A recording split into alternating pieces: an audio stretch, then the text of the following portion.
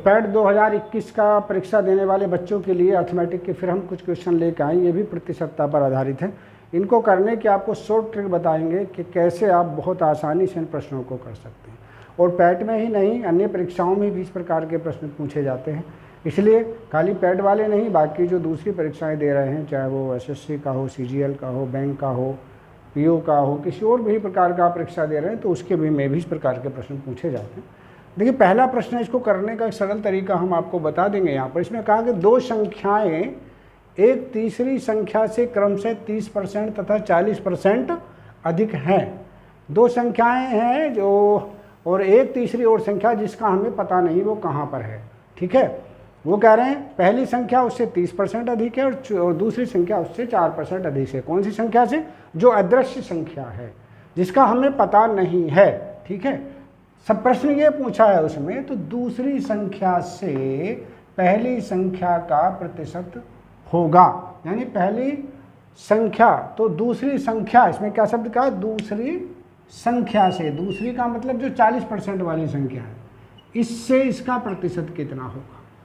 बस करने का एक सरल तरीका, एक लाइन में कैसे करते हैं सवाल को, ये आप देख लेंगे। ठीक है, हम यहाँ पर देखेंगे प्रतिशत दिया 85, 92 सही 6/7, 79 सही 1/2% और 63 सही 2/3%।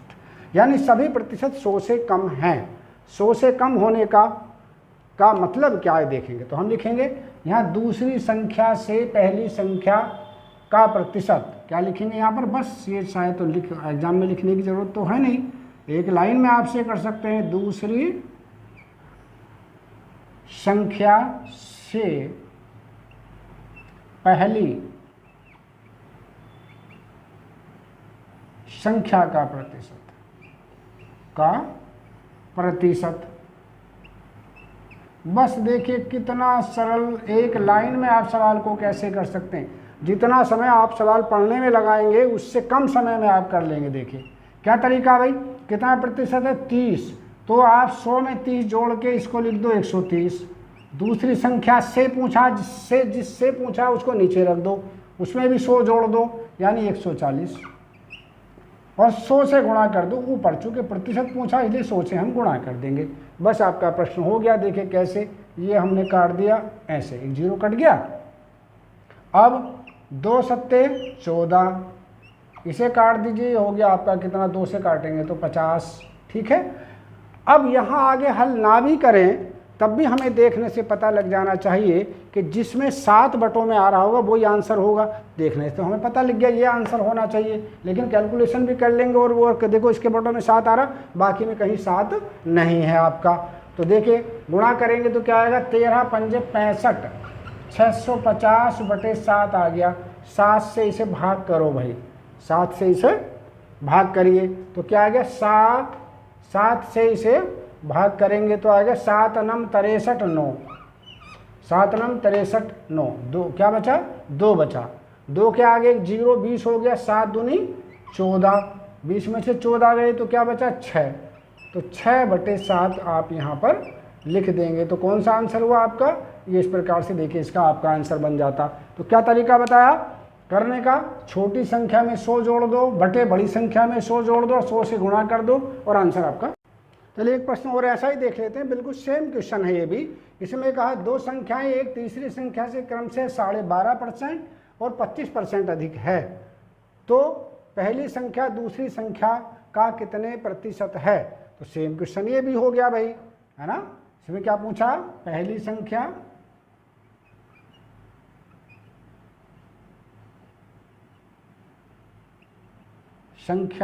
दूसरी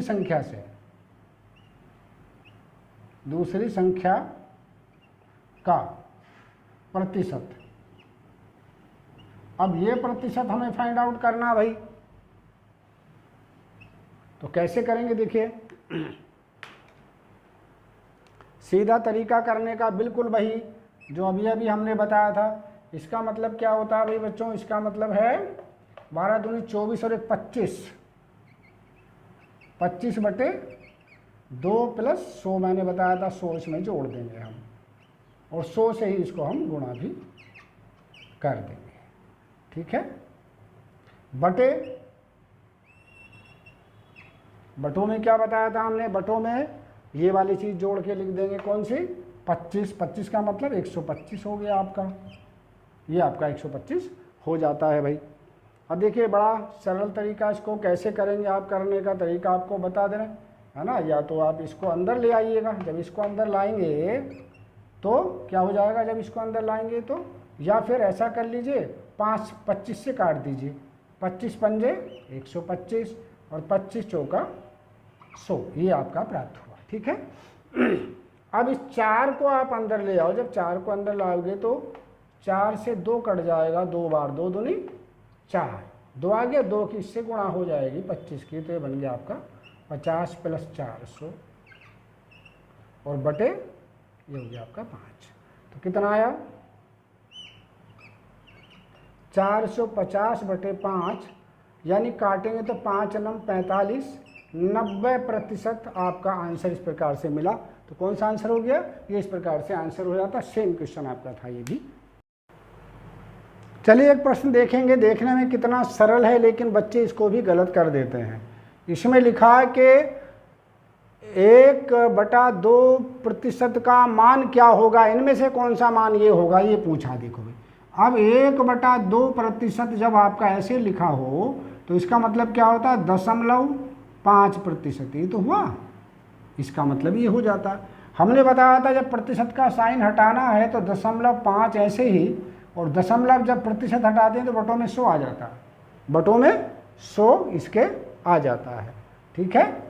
जब बटों में 100 आ जाता है तो कितने जीरो हैं, 1 0 2 0, तो 5 के आगे दशमलव तो अपनी जगह रहेगा, दशमलव के 5 के बीच में 2 जीरो आ जाएंगे, दशमलव के और 5 के बीच में कितने जीरो, 1 2, 1 0 2 0 और ये 5, तो कौन सा आंसर हुआ इस प्रकार से, देखिए बी आपका आंसर इस प्रकार से हो जाता है। सरल तरीका आपको करने का। अब देखिए इस प्रकार का भी प्रश्न बनता है आपके यहाँ।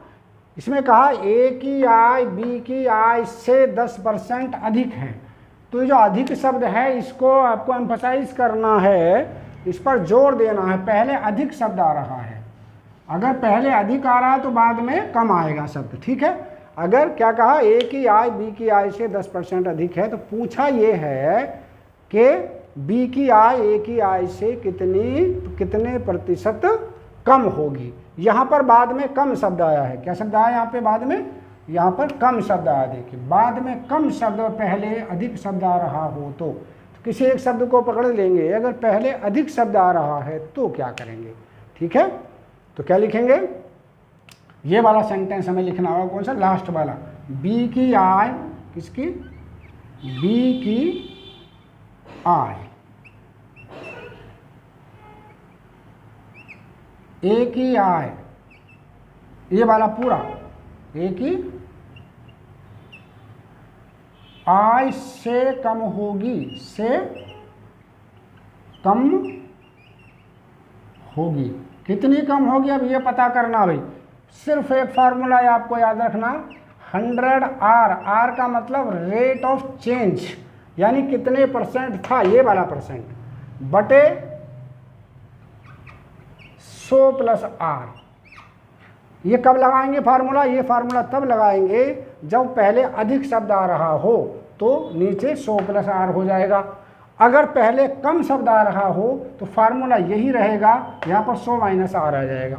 बस इतना काम आप कर लेंगे और फिर आपको बताएंगे कि इसका आंसर क्या होना चाहिए। देखिए कैसे, 100R, 100R का मतलब, R का मतलब होता है ये वाला जो रेट दिया गया होता है, यानी 100 × 10 बटे 100 + 10। अब ये ऊपर हो गया हमारे पास 1000 बटे 110, 110 का 1 0 कट गया, ठीक है। अब 11 से जब इसको भाग देंगे तो 11 9 99, 99 सही, 9 सही, कितना, 1/11% आपका आंसर आ जाता। कौन सा आंसर हुआ, ये आपका आंसर हो जाता हमारा। अब देखेंगे अधिक, अब हम बिना पेन उठाए भी कैसे कर सकते हैं भाई, बिना पेन उठाए, बिना पेन का यूज किए हम कैसे कर सकते हैं भाई।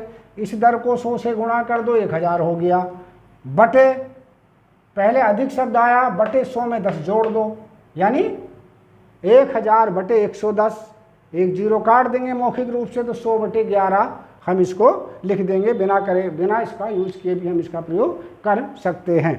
अब देखिए एक सवाल और देखेंगे जहाँ पर बिल्कुल इसी प्रकार का, उसका अपोजिट है। इसमें कहा ए की आय बी की आय से 20% कम है। यहाँ पर कम शब्द का प्रयोग हुआ है, पहले कम शब्द आया और लास्ट में अधिक शब्द आया, तो यहाँ उसका अपोजिट कर देंगे। बिल्कुल ऊपर तो सेम चीज़ रहेगी, यहाँ क्या लिखेंगे, बस ये लास्ट वाला सेंटेंस लिखेंगे क्या, बी की आय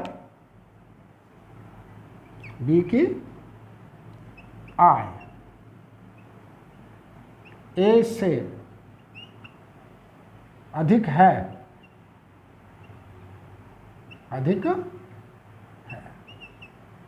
कितनी भाई, हमने क्या कहा था 100 आर, तो बिल्कुल ऐसे ही लिखेंगे 100 आर, इसमें तो कोई फर्क होना नहीं है।